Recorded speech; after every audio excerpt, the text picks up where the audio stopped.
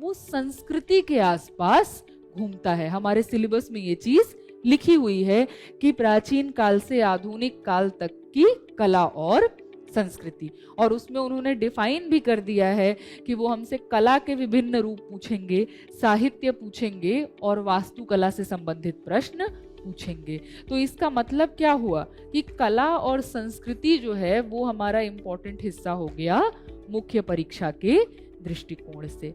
साथ ही साथ आधुनिक भारत वाला उन्होंने हिस्सा दे रखा है, वो पूछा जाता है हमसे मुख्य परीक्षा में। और जब कभी यूपीएससी का मन करता है सरप्राइज करने का तो विश्व इतिहास और स्वतंत्रता के पश्चात भारत से प्रश्न डाल देते हैं। ये जो हिस्से हैं इससे आपको हर साल प्रश्न मिलेंगे।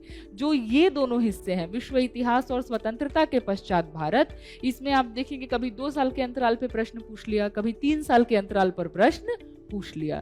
तो आइडिया क्या है, इस हिस्से को हमको पढ़ना है लेकिन उतने डिटेल में नहीं पढ़ना है जितने डिटेल में हमको बाकी के हिस्से पढ़ने हैं। छोड़ना भी नहीं है क्योंकि कभी कभार प्रश्न तो आ ही रहे हैं।